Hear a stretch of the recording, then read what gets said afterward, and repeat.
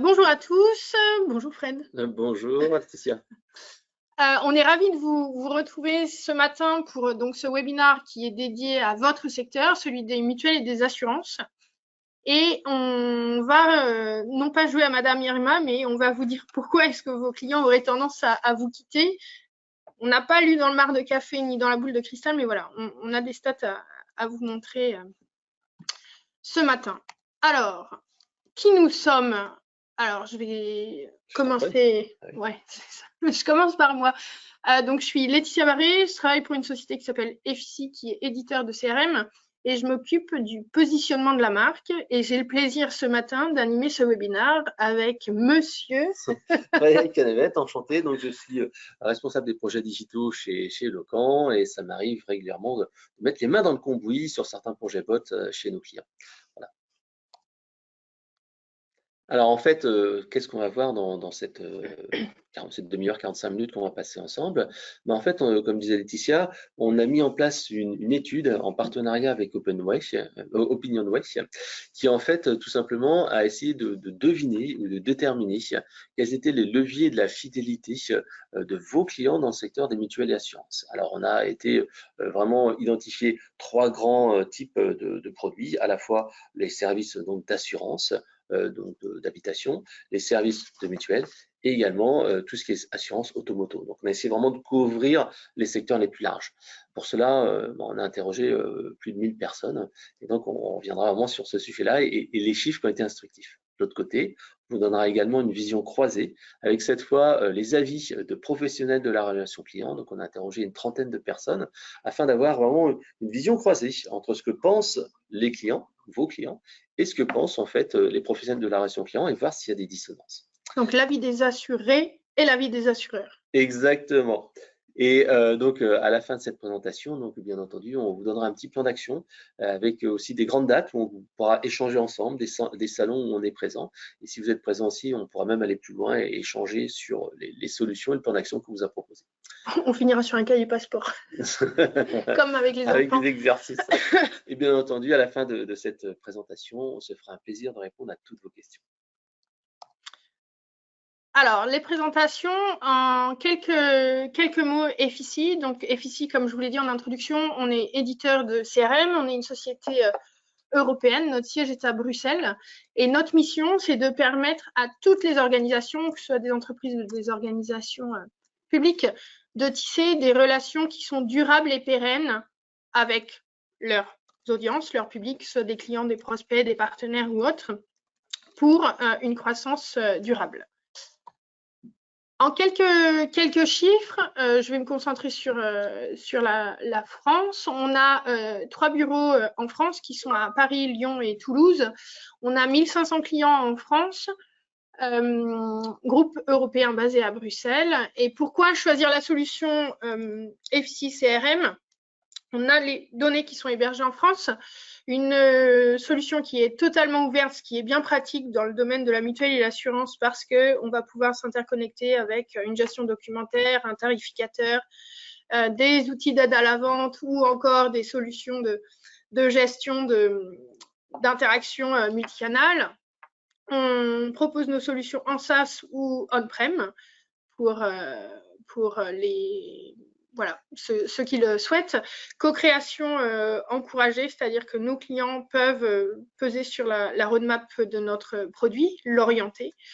Et enfin, on a la particularité d'être éditeur, mais aussi intégrateur de nos propres solutions, ce qui ne nous empêche pas d'avoir des partenaires intégrateurs également. Je la fais courte. Et alors là, vous devez voir soit vos logos, soit les logos de vos pairs, voilà, de vos confrères, donc avec plusieurs noms dans le métier de la mutuelle et de l'assurance. Et j'ai vu quelques-uns d'entre vous qui étaient connectés ce matin, donc ça, voilà. Bonjour aux clients. À toi.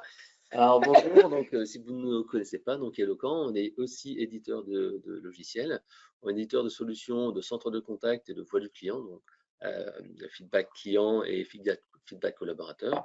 Notre objectif à nous, c'est de vous aider à gérer, améliorer les conversations et les interactions avec vos clients. Donc, ça fait plus de 20 ans qu'on existe, un petit peu comme FICI. On est présent dans 40 pays. Donc, on gère quasiment un demi-milliard d'interactions chaque année, que ce soit des emails, des conversations téléphoniques, des SMS, du chat, etc., etc. Et on gère près de 150 millions d'enquêtes de satisfaction, que ce soit avec des boutiques Orange, Bouygues Télécom Entreprises, Géodis, etc., etc. Donc, on est plus de 100 collaborateurs, 120, qui sont basés à Paris et à Grenoble principalement. Voilà. Alors, si après on s'intéresse un petit peu sur notre gamme de produits, donc comme je le précisais, on a donc deux grandes activités. La première qui est l'activité de centre de contact. Et là, bien sûr, on va gérer toutes les conversations de manière omnicanale, email, chat, téléphone, SMS, etc., etc. On est aussi sur le self-care avec des chatbots et callbots, l'IA générative qui est vraiment le fait de l'année 2023 et est vraiment pris en compte dans tous les produits. Et bien entendu, on va piloter la performance avec la supervision des parcours clients. Donc de l'autre côté, le second pilier, c'est l'enquête de SAT et tout ce qui est écoute collaborateur, avis client, analyse sémantique des parcours clients. Et pour cela, en fait, on peut acheter notre solution globalité ou acheter uniquement certains modules. Voilà. Et comme Laetitia, nous aussi, on a beaucoup de clients dans le domaine des mutuelles et des assurances. Vous avez quelques références là-dessus. Puis on est vraiment content d'accompagner aussi des leaders qui font avancer le marché. C'est vrai qu'on a souvent des clients qui sont sur le podium de la relation client ou qui sont élus service client d'année, ce qui nous fait plaisir parce que quelque part, on met un petit peu notre pierre à l'édifice pour les aider à atteindre cette excellence relationnelle. Bon, maintenant qu'on s'est présenté, pourquoi on est là? Pourquoi ce focus? Alors, ça, c'est une très bonne question. En fait, à chaque fois, moi, que j'échange en fait, avec des professionnels de la relation client dans le domaine des secteurs mutuels et assurances, à chaque fois, on échange sur les bouleversements du secteur. C'est vrai que c'est un secteur qui a été touché par pas mal d'évolutions. On voit qu'il y a quelques années, il y a les mutuelles obligatoires qui sont passées sur les entreprises. Il y a l'arrêt en cours d'année. En juin dernier, c'était la résiliation en 3 clics. Là, on a des clients qui travaillent avec des administrations. C'est l'ouverture à la concurrence de tout ce qui est mutuel dans les administrations. Ça, c'est des gros bouleversements qui touchent votre secteur d'activité. Et c'est vrai qu'on travaille la main dans la main avec nos clients pour essayer de les aider à prendre en compte ces changements. En même temps, on voit qu'au niveau du secteur d'activité, il y a des nouveaux entrants qui arrivent, qui bousculent un petit peu les codes de la relation client, avec des acteurs 100% digitaux, avec des parcours 100% digitaux, avec du self-care. Et c'est vrai que les clients, finalement, ils comparent un petit peu les différentes marques du marché, et puis ils disent, tiens, il y a quelque chose qui est sympa là-dessus, etc. Et il faut toujours en fait se remettre en cause, se remettre en question. En plus, il y a les acteurs qui arrivent aussi avec qui proposent des solutions multi-garanties, sans parler de tout ce qui est rapprochement et fusion dans les différentes entités et groupes.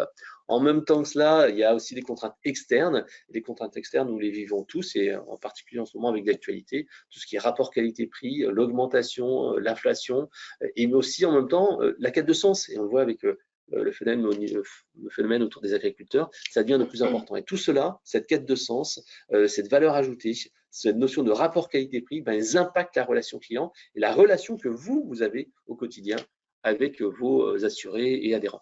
Donc voilà, on a essayé vraiment de travailler là-dessus parce que la fidélisation, ça va être essentiel dans un contexte où le contexte économique va être un peu plus dur. Donc il faut garder ses clients et leur donner une bonne raison de rester fidèles à votre entreprise. Voilà. Et donc c'était le but de l'étude. Alors, l'étude transition toute trouvée. Ouais. Alors, l'étude, en fait, comme je le disais, on l'a mis en place avec OpinionWay et on a vraiment essayé d'interroger de plus de 1009 personnes. Et c'est vrai que ça nous permet d'avoir quand même un échantillon qui est très, très exhaustif. Et on a posé quelques questions. Alors, la première, et c'est vrai que je pense que c'est la plus importante, c'est est-ce que vous êtes attaché ou non à votre société d'assurance pour l'habitation, à votre mutuelle ou être assureur automoto. Donc ça, c'était vraiment une question clé. Et on va passer par le positif. La première chose, c'est de dire que la bonne nouvelle, c'est que grosso modo, vous avez environ 55% des personnes qui se disent plutôt attachées. Donc ça, c'est une bonne nouvelle. 1 sur 2 qui se dit voilà, j'ai confiance dans mes mutuelles, j'ai confiance dans ma société d'assurance. Et c'est vrai que quand on voit ici les chiffres, c'est assez intéressant. On voit ici que les personnes qui sont très attachées, grosso modo, c'est 13%. Les personnes qui sont plutôt attachées, c'est 43%. Donc on est sur des gens qui vous font plutôt confiance. Et on voit que cette confiance, elle est valable aussi bien dans le secteur de l'assurance habitation dans le secteur des mutuelles ou de l'automoto. Donc, c'est assez cohérent là-dessus. Les gens ont plutôt une bonne image de vous. En revanche, si on commence à s'intéresser à quelque chose qui sont un peu moins positif, c'est plutôt les personnes qui, eux, elles, plutôt, ne sont pas du tout attachées. On voit que ça représente à peu près 14-15% de vos clients, de vos adhérents, qui se disent bah non, moi je ne suis pas du tout attaché à ma société d'assurance mutuelle. Et ça, c'est un vrai problème parce que ces gens-là, en fait, ils peuvent vous quitter du jour au lendemain parce qu'on leur propose une meilleure offre, parce qu'il y a quelque chose qui est plus intéressant, parce qu'ils ont vu une publicité. Donc ces personnes-là peuvent vous quitter du jour au lendemain. Et si on s'intéresse aux personnes qui sont plutôt pas attachées, là on a encore 20% de plus. C'est-à-dire que vous avez la moitié des gens qui disent oui, je suis plutôt attaché à ma société d'assurance mutuelle, et vous avez l'autre moitié qui disent bah, finalement non, elles se valent tous un petit peu, c'est un petit peu tous pareil. Et ça, c'est un vrai danger parce que finalement, vous avez que 13-14% des personnes qui sont vraiment fidèles à votre marque et qui disent ouais, cette entreprise-là, j'ai confiance en elle, je veux la garder, elle m'offre quelque chose de particulier. Donc ça, c'est vraiment cette notion de lien fort doit être renforcée. Ça c'est le premier enseignement de l'étude. Alors, s'il y a un deuxième enseignement, c'est essayer de zoomer. Est-ce qu'il y a des différences selon l'âge, selon le sexe, selon la profession? Et là, ce qui est intéressant, bon, au-delà de dire, OK, il y a une petite différence entre les hommes et les femmes, mais ça reste quand même assez marginal. Ce que l'on voit vraiment ici, c'est qu'il y a une très, très grosse différence selon l'âge. On voit ici, par exemple, sur les 18-24 ans, que en fait, les gens qui sont plutôt attachés à leur assurance ou mutuelle, et ben en fait, il est relativement faible, c'est les jeunes. On voit que sur l'assurance habitation, 36% uniquement des 18-24 ans se sentent attachés. Par contre, si on voit les 65 ans et plus, là, au contraire, on a 74%. Pour la partie mutuelle, pareil, donc le taux est un petit peu plus important, 46% chez les jeunes, 73% chez les personnes entre guillemets seniors, personnes âgées, 65 ans et plus. Si on fait de l'assurance automoto, 30%, 72%. Alors, il y a une première chose à se dire. La première chose, c'est de dire, ben voilà, les jeunes sont moins fidèles. Alors, on pourrait se dire… moins attachés. Moins attachés, voilà, moins attachés. On pourrait se dire, voilà, je suis moins attaché parce que finalement, plus je suis senior, plus je fais appel à ma mutuelle et donc forcément, plus j'en ai besoin, plus c'est quelque chose qui est important pour moi. Et c'est vrai qu'on pourrait dire ça, 46%, 73%. Mais ce qu'on voit en fait, c'est que sur l'automoto, où il n'y a pas quand même cet aspect santé qui est vraiment important et qui est prégnant, là aussi, l'attachement est faible. Ce qui veut dire que ce n'est pas l'usage de la mutuelle qui va être important, mais c'est cette relation au fil du temps qui est important. On voit bien que plus en fait on avance dans l'âge, plus on a eu peut-être des incidents, des accidents, alors accident de la vie, accident de voiture, accident de logement, mais on voit que plus en fait il y a une relation forte dans le temps, plus on se rend compte en fait que cette assurance, cette mutuelle est vraiment importante. Donc ce qu'il faut dire, c'est que vous devez montrer cette valeur perçue, même aux personnes qui ont eu peu d'incidents avec vous. Et leur expliquer pourquoi en fait c'est important, qu'est-ce que vous apportez en plus, ou alors les valeurs mutualistes que vous vous apportez. On voit souvent dans différents secteurs, il y a des gens qui disent voilà, moi je fais des actions de prévention, je travaille beaucoup pour la responsabilité.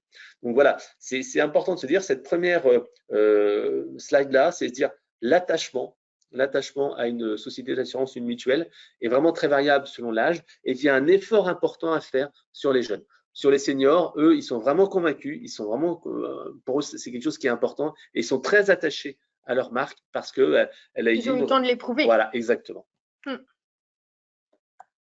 La question suivante qu'on leur a posée, c'est êtes-vous d'accord ou pas avec chacune des affirmations suivantes? Alors, comme vous le voyez, il y a des résultats qui sont, je dirais, assez surprenants. Et moi, quand j'ai analysé cette slide, je trouve que c'est la slide du en même temps. Donc, vous avez 85% des répondants, des Français, qui sont plutôt d'accord avec la phrase « Vos expériences passées avec votre assureur ont été plutôt bonnes ». Donc, ce qui est plutôt positif. Alors, je pondérerai parce qu'on a 25% qui sont tout à fait d'accord et 60% qui disent plutôt d'accord, donc qui montrent un enthousiasme un peu plus léger. Et dans le même temps, vous avez 46% d'entre eux qui disent qu'ils trouvent que leur assureur aura toujours tendance à trouver des motifs pour ne pas les indemniser correctement en cas de problème. On ne va pas rentrer dans les clichés. Mais voilà, vous avez encore un peu moins de la moitié des gens qui estiment que vous n'êtes pas fidèle à vos engagements. Et donc, à chaque fois que vous avez la possibilité de vous échapper et donc de ne pas indemniser, eh bien voilà, ce serait une occasion qui serait prise. Donc, il y a vraiment une question d'image à retravailler auprès de ces gens-là. On a également 85% des gens qui estiment avoir de bonnes relations avec leur assureur. Donc là, c'est plutôt rassurant pour le coup. Et en même temps, 58% qui estiment que les prestataires proposent tous plus ou moins les mêmes produits, qu'il faut choisir le moins cher et grosso modo que les prestataires sont interchangeables, disons-le. Donc là, il y a 58%, donc là on a dépassé le seuil de la moitié, donc encore une fois il y a une question d'image à aller chercher. Au niveau de la joignabilité, donc la facilité à entrer en contact avec vous, 81% estiment que leur assureur ou leur mutualiste est disponible, joignable quand ils en ont besoin. Donc ça, c'est plutôt bien. C'est quelque chose qu'on regardera. On a fait le même exercice avec l'observation par tranche d'âge. C'est quelque chose que je vais pondérer dans pas très longtemps. Et enfin, vous avez envie d'être fidèle à votre assureur. Vous avez 72% des répondants qui ont cette envie-là. On va voir que quand on passe à une analyse plus granulaire, voilà, il faut faire attention. Alors, normalement, j'ai une animation. Oui. Dans ce tableau, donc comme Fred l'a fait sur la question précédente, je me suis intéressée au gap entre les générations. On voit tout à l'heure que l'attachement vient avec l'âge. Il semblerait que la fidélité aussi. Vous avez 2 jeunes sur 3 qui ont envie d'être fidèles à leur assureur. 2 jeunes sur 3 seulement, donc 18-24 ans. Et le chiffre est beaucoup plus élevé quand on monte sur des tranches d'âge plus âgées, donc les 65 ans et plus. Eux sont 84% à avoir envie d'être fidèles à leur assureur. Tout à l'heure, on en a parlé. Est-ce que c'est l'avis qui a fait qu'ils ont eu le temps d'éprouver leur assureur et le respect des engagements par leur assureur qui les rend plus fidèles? Certainement. Également, vous n'avez pas créé de lien particulier avec votre assureur. Alors là, on a toujours ces 20% d'écart. C'est rigolo d'ailleurs de voir ce même écart. Les jeunes, les 18-24, n'ont pas créé de lien particulier avec leur assureur. Alors, ce qui peut aussi se passer, c'est qu'à cet âge-là, les 18-24 sont couverts, exactement, sont couverts par l'assurance de leurs parents. Donc, c'est pas qu'ils n'ont pas de lien particulier, c'est qu'ils n'ont pas de lien tout court. Mais bon, la question était, vous n'avez pas de lien particulier avec votre assureur. Et donc là, il y a 8 personnes sur 10 de cette tranche d'âge-là qui estiment que c'est plutôt valable. Alors que sur les 65 ans et plus, ce chiffre-là tombe à 59%. Autre travail d'éducation à faire sur les populations jeunes, c'est que cette perception d'interchangeabilité, si je puis me permettre ce néologisme, est beaucoup plus présente sur les populations de 18-24 que sur les 65 ans et plus. Mais là encore, est-ce que c'est une méconnaissance, donc quelque chose qui vient d'eux, ou une mauvaise éducation? Je ne critique pas le travail de leurs parents, mais plutôt des assureurs, de se dire, voilà, c'est notre métier, voilà comment est-ce qu'on peut vous accompagner. Tout à l'heure, Fred parlait de prévention, ça peut aussi être ça. Et alors, le grand écart, le plus grand, c'est vraiment sur la dernière question. Votre assureur trouve toujours des motifs pour ne pas vous indemniser correctement en cas de problème. Ils sont 63% dans la tranche 18-24 ans à être d'accord avec cette affirmation, alors que ce chiffre baisse très très largement pour tomber à 30% pour la tranche d'âge plus âgée. Donc voilà, on a vraiment une perception très différente au fil de l'âge, et je dirais que la perception s'améliore, c'est peut-être comme le bon vin, s'améliore avec l'âge. Donc il y a un gros travail d'éducation à faire sur les populations jeunes, mais on y reviendra un petit peu plus tard. Alors, maintenant, on va s'intéresser à une législation que vous connaissez tous. On fait un focus sur tout ce qui a trait à la résiliation. On l'a dit en introduction, la résiliation en 3 clics, c'était vraiment un changement dans votre secteur d'activité et que désormais, vous devez être en mesure de faire une résiliation en 3 clics pour les personnes qui ont souscrit des contrats en ligne. Alors, est-ce que cette législation qui est entrée en vigueur il y a plus de 6 mois a été prise en compte ou pas? Et là, on a posé la question, considérez-vous aujourd'hui qu'il est facile ou difficile de changer d'assureur? Et chose assez étonnante, donc il y a donc certes 85% des gens qui pensent que c'est facile, mais on n'a que 25% des gens qui pensent que c'est très facile. Donc c'est relativement peu perçu pour l'instant. Donc alors en même temps c'est une force pour vous parce que ça veut dire que les gens ne sont pas au courant qu'ils peuvent résilier facilement, mais en même temps ça peut être un problème puisqu'en fait s'il y a un acteur du marché qui dit mais voilà en 3 clics vous pouvez changer de mutuelle et vous pouvez switcher de votre ancienne mutuelle, passer de l'une à l'autre en cours d'année, etc., etc. Il plie le game, voilà, comme dirait les 18-24. Voilà, ça peut être un danger pour vous. Donc en fait, attention à cela. Et donc c'est pour ça que la fidélisation est vraiment essentielle. Alors on voit qu'il y a quand même certaines personnes qui disent que c'est difficile, 13%. Donc on va voir que l'aspect âge est vraiment clé. Si donc on fait un focus, donc là on a reposé donc cette même question et on a vraiment une différenciation entre donc homme, femme, âge et bien entendu aussi tout ce qui est CSP. Et là, en fait, il y a vraiment toujours cette dichotomie entre les seniors et les juniors. Alors, la première question, qui était tout simplement, est-ce qu'il est donc facile ou difficile de changer d'assureur? Quand on dit qu'il est très facile, c'est uniquement 7% des jeunes. Alors que la moyenne est de 25% et que pour les personnes seniors, c'est 33%. Donc, en fait, on voit bien qu'il y a vraiment une très grosse différence. Et si on veut au total de tout ce qui est facile, 68% chez les 18-24 ans contre 92% chez les 65 ans et plus. Donc, on voit bien que chez les 65 ans, c'est un vrai sujet. Ils sont vraiment renseignés parce que la mutuelle des seniors, on le sait très bien, il n'y a plus la part patronale. C'est vraiment un montant important pour eux en plus, puisque ils ont plus de soucis de santé.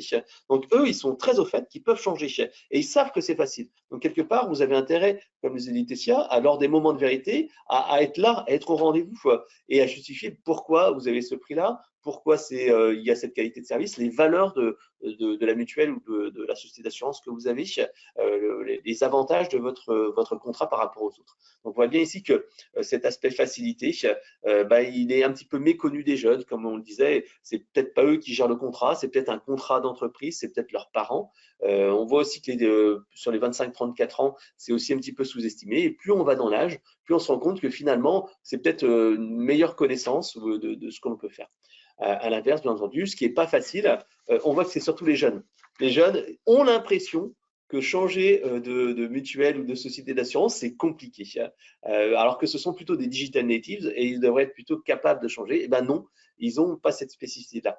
Et ce qui est comme un challenge pour vous, parce qu'on sait très bien qu'une personne qui est jeune, qui souscrit à une mutuelle ou qui souscrit à une assurance, va rester fidèle pendant plusieurs années. Donc, il ne faut surtout pas les manquer au départ et faire en sorte qu'ils soient fidèles durant le plus de temps possible. Donc, voilà. Donc, ces enseignements, les jeunes ne sont pas informés que c'est facile de changer. Les seniors, au contraire, sont au courant et donc il faut vraiment faire un focus chez eux. Voilà. Alors, dans le titre du webinaire, pourquoi vos clients vous quittent-ils? Voilà, là on a les éléments de réponse. On a posé la question donc à nos 1009 répondants. Parmi les éléments suivants, quels sont tous ceux qui pourraient vous inciter à quitter votre assureur? On voit une majorité écrasante. Bien sûr, il y avait plusieurs réponses possibles. Si vous faites la somme, on est supérieur à 100. Une écrasante majorité des réponses va s'orienter sur la hausse de prix récente des contrats. Vous vous souvenez, sur une slide précédente, les Français ont l'impression que vous êtes interchangeable et grosso modo, votre offre de service se vaut. Eh bien, la hausse des prix récente ferait qu'ils auraient tendance à vous quitter pour aller voir ailleurs. Alors, mauvaise nouvelle pour les Français, on ne va pas forcément dans la bonne direction, en tout cas sur ce sujet-là, parce qu'il y a la hausse des prix, il y a la hausse de la sinistralité aussi, qui pèse sur le prix. Mais voilà, donc c'est la première raison. Deuxième raison, ça va être des raisons d'insatisfaction avec une mauvaise gestion des sinistres par le passé.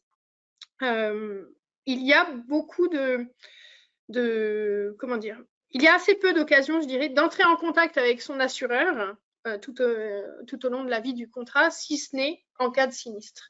En tout cas, c'est la situation actuelle. C'est pas ce qu'on va vous conseiller, mais c'est la situation actuelle. Et c'est là que, comme on le disait au tout début, ils vont éprouver en fait la qualité qu'ils vont percevoir de votre service. Donc voilà, donc il y a ces deux sujets-là, la hausse des prix et l'insatisfaction.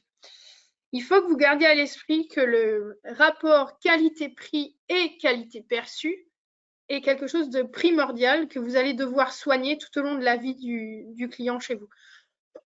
S'ils ont l'impression de payer pour avoir aucun service en retour, ils ne vont pas rester longtemps. Après, tous ne sont pas au courant qu'il est facile de vous quitter. Mais non, voilà, blague à part, faites très attention à trouver l'équilibre entre le rapport qualité-prix et la qualité perçue. La qualité perçue, comment est-ce qu'on y travaille? Ça va être dans la qualité de la relation qu'on va avoir avec son client. Pas forcément n'être là, qu'au moment des sinistres, mais prévoir plus de proactivité dans votre relation avec eux, prendre de temps en temps des nouvelles, faire de la prévention, leur proposer, je ne sais pas, des stages de formation au premier secours, toutes ces choses-là, en fait, qui vont faire que le lien que vous allez avoir avec votre client va, je dirais, s'épaissir et ils vont avoir moins tendance à aller voir ailleurs. Ensuite, vous avez les autres raisons qui sont à peu près, qui arrivent à peu près à égalité. Toujours notre exercice sur les sexes, les tranches d'âge et le statut, les catégories socio-professionnelles. Moi, il y a un chiffre qui m'a un petit peu surprise, c'est celui-ci que vous voyez en surligné sur la slide. Donc, il y a 40% des 18-24 ans qui trouvent qu'il est difficile d'entrer en contact avec lui. Comme le disait Fred, donc ce sont des gens qui sont digital natives et ils vous attendent sur les réseaux qu'ils utilisent. Et d'ailleurs, j'ai donné déjà un indice, j'ai dit les réseaux et non pas les canaux. Eux, ils veulent vous trouver là où ils sont, là où ils passent leur temps. Et ils passent leur temps, justement, sur les réseaux. Pour avoir fait l'exercice en préparant ce webinaire, je me suis rencardée un peu sur la présence des assureurs sur les réseaux sociaux et notamment sur Instagram, qui est un réseau social sur lequel les jeunes vont. Alors, je ne suis pas allée voir sur TikTok, mais sur Instagram. Sur Instagram, il y a des comptes qui peinent difficilement à avoir 13 000 followers dans le domaine de l'assurance, hein, alors que les plus gros influenceurs ont plusieurs millions d'abonnés. Donc peut-être que c'est là qu'il faut aller les chercher. Alors je ne dis pas qu'on va aller expliquer le contenu d'un contrat sur Instagram, ce n'est pas l'objet, mais voilà, vous pouvez vous montrer plus joignable, plus disponible, plus accessible sur ces canaux-là en allant à la rencontre des jeunes. Parce qu'encore une fois, ça n'est pas à vous d'imposer les canaux qui vous conviennent le mieux, mais plutôt à vous de proposer ou d'être présent sur tous les canaux où vos publics sont. Voilà. On va avancer parce que je crois qu'on est un petit peu, on est un petit peu à la bourre. Les relations à votre assureur. Donc là, encore une question. Parmi les situations suivantes, quelles sont toutes celles qui vous correspondent? Changer d'assureur vous semble plus facile qu'avant. On l'a vu, les gens n'ont pas forcément conscience de cette facilité-là qui leur est laissée.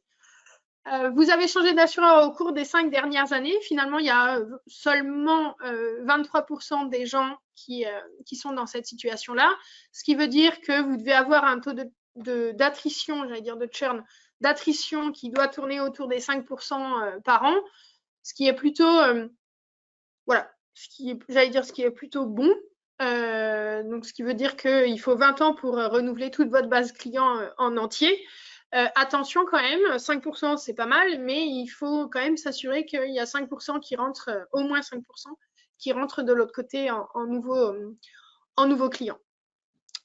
Il y a quelque chose qui est aussi intéressant sur cette slide, et là je vais passer à la dernière ligne. Alors il y a une vision optimiste de voir les choses, c'est qu'il y a 32% des gens qui ne se sentent concernés par aucune des affirmations au-dessus. Donc, soit ils n'ont pas renégocié, soit changer d'assureur, c'est pas leur problème. En tout cas, ils ne s'y intéressent pas. Donc voilà, la version optimiste, c'est de se dire cool, il y en a 32% qui sont captifs et qui ne se posent même pas la question du départ. Attention quand même, parce que vous l'avez vu, vous êtes attendu au tournant sur le prix et peut-être que ces 32%-là ne se sont pas posé la question jusqu'au jour où le prix basculera. Basculera ou en tout cas les fera basculer. Toujours ce gap générationnel sur la facilité de changement. Alors les 18-24 ans sont pas du tout au courant qu'il est beaucoup plus facile de quitter son assureur maintenant que précédemment. Et les 25-34, alors c'est la première fois qu'on parle d'eux dans l'étude, eux ont l'air d'être plus au courant de ce qui se passe au niveau assurance et plus attentifs à leur équipement en contrat d'assurance. Donc eux, c'est là que la différence se fait. Vous renégociez souvent vos contrats d'assurance, ce sont les 25-34 ans qui sont les plus susceptibles de changer. Exactement. Ensuite, vous avez déjà renoncé à changer d'assureur car les démarches vous semblaient trop compliquées. À noter une belle performance des 65 ans et plus qui alors eux, soit une fois qu'ils ont une idée en tête, ne changent pas et même si c'est compliqué, ils vont changer d'assurance. Alors la vision optimiste de voir ça, c'est de se dire qu'ils sont très à l'aise avec les démarches et qu'ils sont en contact régulier avec leur assureur, auquel cas, le jour où ils ont envie de changer, ça change rien. Enfin, ça change rien, ça va changer d'assureur, mais je veux dire, ils n'auront aucune difficulté à faire passer le message pour renoncer. Chose intéressante et assez surprenante, on a les CSP+, qui ont déjà renoncé à changer d'assureur parce que les démarches étaient trop compliquées, alors qu'on pourrait penser que ce sont des gens qui sont plutôt à l'aise avec l'outil informatique, mais voilà, c'est peut-être une question de temps et le coût aussi, si ça représente peu, forcément, c'est voilà, pas... ouais, exactement. Alors, maintenant, on va passer au regard croisé avec les professionnels du secteur. Fini le quanti. Voilà, là, on était sur vraiment les adhérents, les clients. Là, maintenant, en fait, on va parler des professionnels et on va voir s'il y a des différences. Alors, pour cela, en fait, on a fait une étude auprès de 30 professionnels de la relation client et on leur a posé 4 questions. Quelle est la raison majeure pour vous qu'un client vous quitte? Ensuite, quelles sont les bonnes pratiques que vous avez déployées dans les 12 derniers mois qui ont un impact positif sur la fidélité de vos clients cette année? Ensuite, les 2 priorités d'investissement en expérience client pour 2024. Et enfin, que rêveriez-vous de modifier ou de faire évoluer dans votre relation client? Là, on est plus dans le rêve, donc c'est ce qu'on se projette. Alors, si on regarde en fait les chiffres dans le détail, le premier, pourquoi un client vous quitte? Donc, la bonne nouvelle pour l'instant, encore une fois, c'est que grosso modo, vous comme vos clients, vous vous dites, voilà, c'est la qualité de la relation client, le suivi. Donc, il ne faut pas manquer de rappeler les clients, de faire du suivi, du proactif, etc., etc. Par contre, la mauvaise nouvelle, c'est que il y a vraiment un décalage sur l'importance du prix. Pour vous, en fait, le rapport qualité-prix, bon, c'est 1 sur 2. Par contre, chez les clients, c'est près de 70%. Donc vraiment, pour vous, vous n'avez pas pris conscience que le facteur prix est devenu quelque chose d'essentiel et que justifier le prix, justifier la valeur, apporter une valeur supplémentaire doit être mise en avant et expliquer le pourquoi de votre offre. Le dernier point, c'est le manque de considération. Pour vous, vous dites, bah oui, on fait notre job, on fait bien les choses pour les clients, on leur envoie des communications, etc. Sauf que ce n'est pas le cas. 22% des clients pensent qu'il y a un manque de considération et que ça peut les inciter à vous quitter. Donc, la qualité de la relation client, les personnes au téléphone, par email, etc.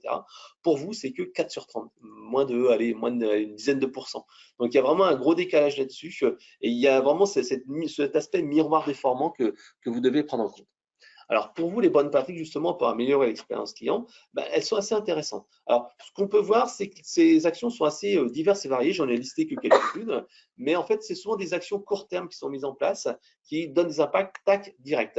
Les actions un petit peu plus long terme, comme la formation, la culture client, finalement, c'est pas énormément de choses. Vous travaillez beaucoup sur des choses comme la joignabilité, le digital, la mise en forme, etc., etc., et moins sur un travail de fond qui est, comme on l'a dit, le prix, le suivi, la qualité de la relation client. Donc, dans ce que j'ai noté aussi, bon, ce qui est peut-être pas non plus le domaine d'activité, mais il n'y a aucune action qui a été menée de manière particulière sur la valorisation, la valeur ajoutée, le prix. Mais bon, peut-être que c'est des professionnels de la relation client qui n'ont pas justement les mains libres là-dessus, mais c'est vraiment important de noter. Ce qui est important de noter, c'est également le proactif. Là, c'est vraiment intéressant parce que on voit bien que c'est en rapport avec la valeur ajoutée, la valeur perçue, le fait de faire du proactif, et on le verra juste après avec les petites idées, bah, ça permet justement de valoriser le contrat de la personne en dehors des sinistres ou des problèmes de santé. Donc la satisfaction est dans les priorités, mais voilà, tout ce qui mesure la satisfaction, c'est qu'un quart des personnes. Alors, ce que je dirais, c'est que je pense qu'il y a une maturité maintenant au niveau des enquêtes de satisfaction. Si une entreprise n'est pas encore équipée d'enquêtes de satisfaction, c'est assez rare. Donc forcément, voilà, c'est plutôt les nouveaux utilisateurs d'enquêtes de SAT qui mettront ça en place, ou alors étendre le dispositif. On voit ici le digital qui est vraiment dans une de vos priorités, tout simplement pour faire appel aux demandes des jeunes générations et aux pure players, donc à continuer. L'accompagnement, l'image, le suivi, ça, vous avez bien compris que c'est quelque chose qui compte. Continuez toujours à le faire.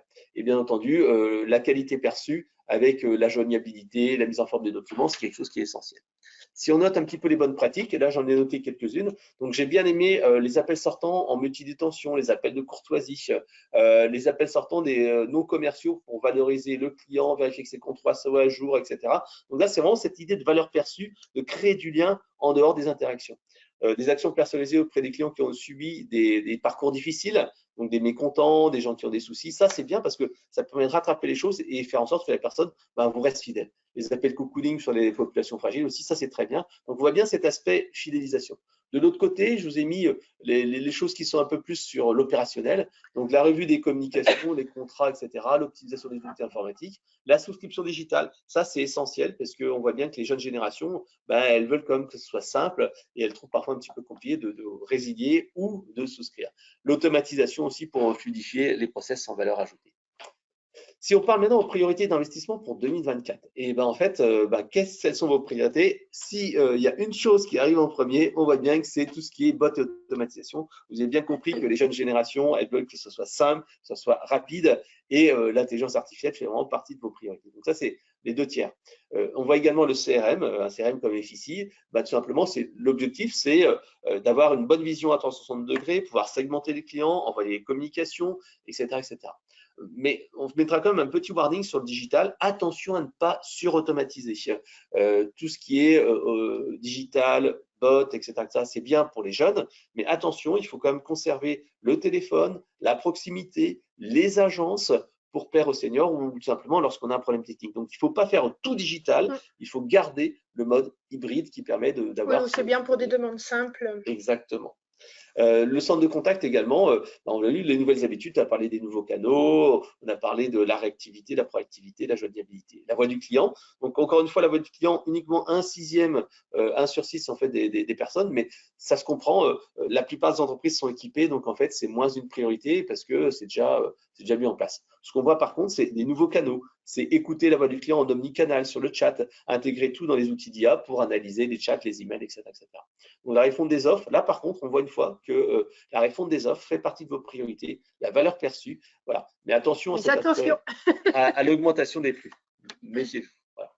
Alors, quelques idées. Donc, sensibilisation des salariés à la culture client, ça c'est important. Pensée client, les interactions avec les clients, la refonte des enquêtes de satisfaction, ça c'est des choses qui comptent. L'enrichissement des offres de services, l'étude du canal vidéo. Nous on le voit, la vidéo quand c'est intégré au centre de contact, c'est vraiment un effet waouh pour l'indemnisation, pour du relationnel, etc., etc. On crée vraiment du lien et c'est de la technologie, certes, qui est un peu plus techno, ok, c'est des nouveaux canaux, mais ça crée de l'humain, ça crée de la relation. Donc nous, on voit que la vidéo permet donc de vendre plus, de traiter plus vite les informations.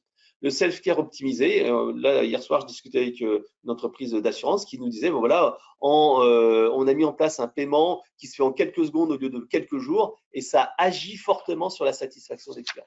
Donc, revoir les process et les bots, bien sûr, pour faire du self-care. Fais-nous rêver. Alors, qu'est-ce que vous rêveriez de faire? Donc, on voit bien que ce que vous rêvez de faire, c'est un petit peu différent de ce que vous faites. Donc, les idées, c'est un peu plus, un peu plus, comment dire, flou. Autant sur les plans d'action, vous savez ce qu'il faut faire, mais si on dit qu'est-ce que vous rêveriez de faire, bah, il n'y a pas vraiment de consensus qui se dit, ouais, c'est ça qu'il faut vraiment mettre en avant.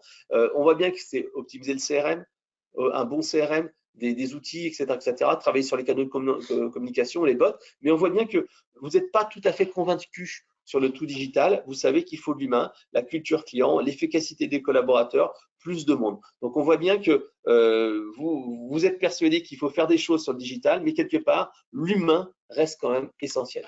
Et si on remonte dans les bonnes pratiques et quelques rêves, c'est par exemple des bonus pour la fidélisation, la personnalisation des communications, l'impact du produit, la prise en compte des intérêts de l'adhérent dans les décisions, que la direction prenne conscience de la relation client, créer une vraie culture de la relation client, la fameuse vision 360 degrés dans le CRM, les bots qui répondent aux demandes simples pour laisser de conseiller sur les demandes à valeur ajoutée, faire de l'appel proactif, de l'appel sortant, rajouter d'autres canaux comme WhatsApp, comme tu le disais, avec les canaux de communication, et améliorer l'espace client pour le self-care. Donc, on voit qu'il y a vraiment ces demandes-là qui arrivent, voilà, si on peut rêver. Alors, si on peut justement passer dans l'opérationnel. Continuons de rêver. Non, on vous a fait un résumé de ce qui était présent dans les livres blancs ce matin. Donc voilà, vous le voyez, il est sur votre gauche. Donc Fred l'a dit, on vous enverra un email suite à cet événement. Voilà, remplissez l'enquête de satisfaction s'il vous plaît, parce que nous aussi on est équipés en enquête de satisfaction. Et en remplissant l'enquête de satisfaction, vous recevrez le livre blanc avec grand plaisir. Sur la droite, vous le voyez, on a fait un événement où on avait plein de professionnels de la relation client dans votre domaine qui étaient réunis et chacun donne des tuyaux, des partages d'expérience sur comment est-ce que eux taclent les velléités de départ chez leurs clients. Donc, il y en a qui passent par la formation émotionnelle pour leurs conseillers, d'autres qui mettent en place des bots, mais avec parcimonie pour vraiment optimiser cet usage-là ou encore multiplier les occasions de contact. Donc, vous verrez toutes ces vidéos sur la chaîne YouTube dont vous avez le lien juste en dessous.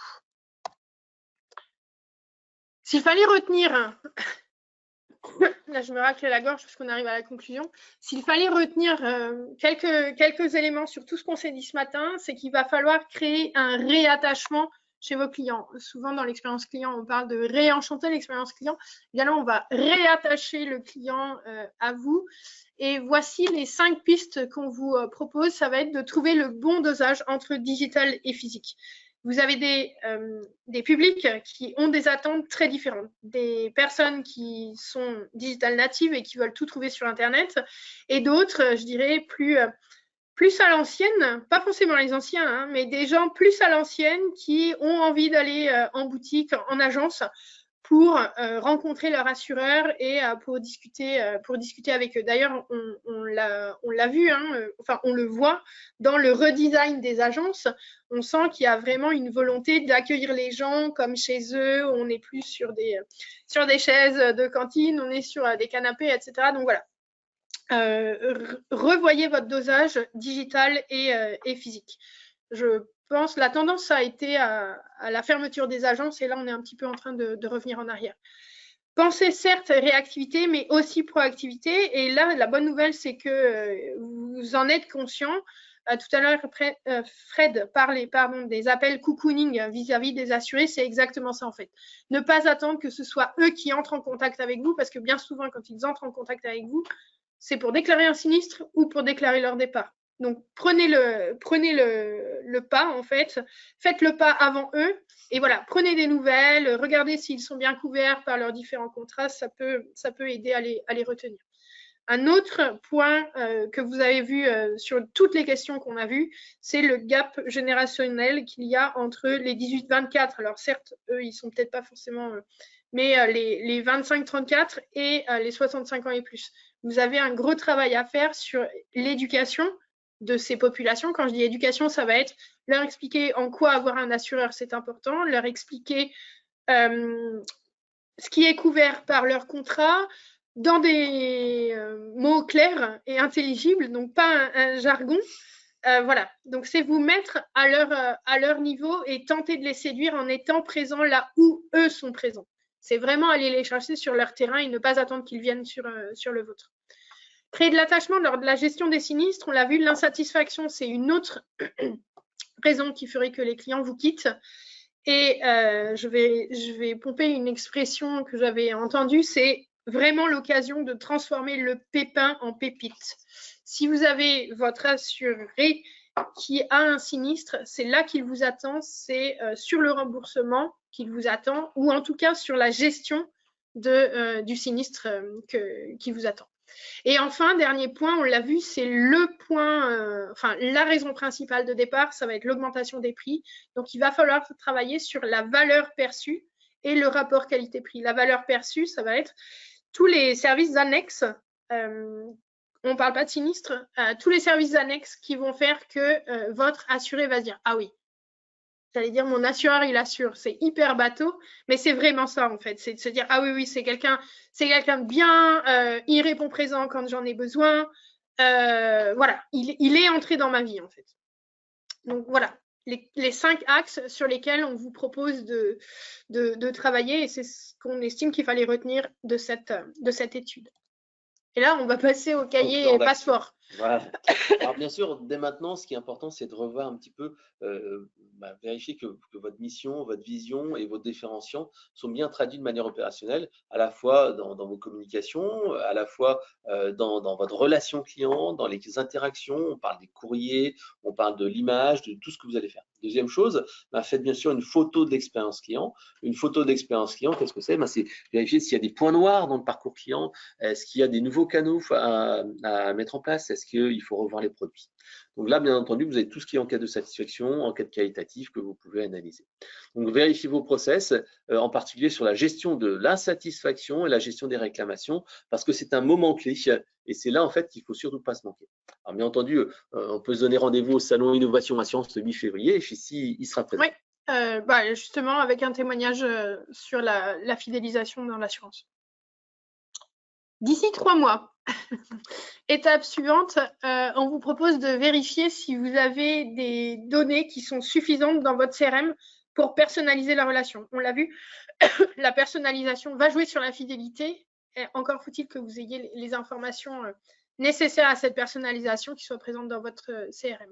Vous pouvez également faire un audit des performances de votre centre de contact pour, on en a parlé, revoir le dosage, automatisation humain et concentrer l'humain sur des tâches à forte valeur ajoutée et limiter l'automatisation à des questions banales du genre l'envoi de ma carte de mutuelle ou je ne sais quoi.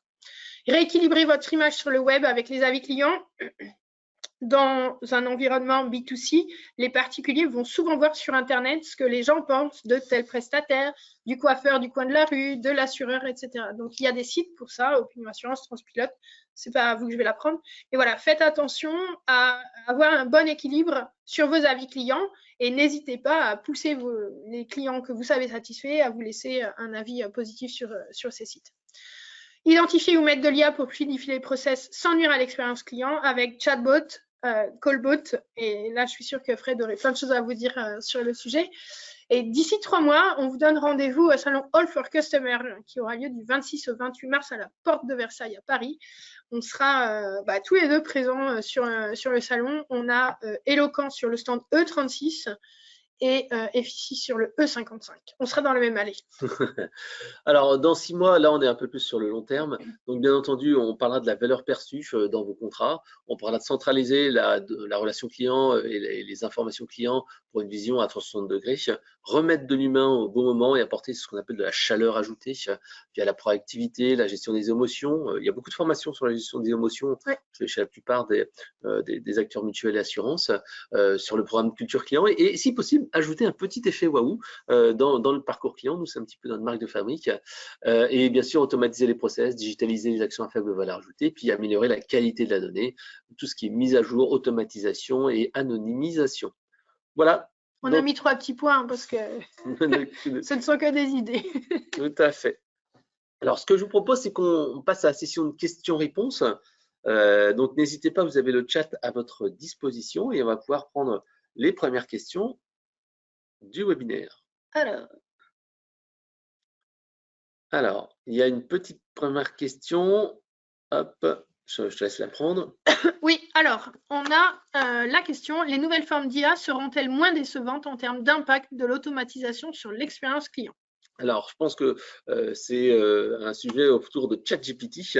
Alors oui, ça c'est une très bonne question, parce qu'en fait, on voit bien qu'avec l'IA générative, on est capable en fait d'aller alimenter un chatbot sur beaucoup plus de contenu et avec une manière de répondre qui est beaucoup plus qualitative.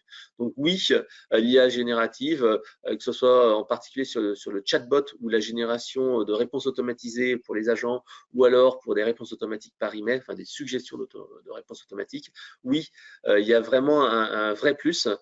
Ça rend vraiment très très abordable maintenant les outils d'intelligence artificielle. Ça réduit vraiment de manière significative la durée des projets. Donc oui, l'impact de l'IA générative est vraiment important dans le domaine de la relation client. Quelle forme d'automatisation est la plus efficace pour la gestion des pics d'appels?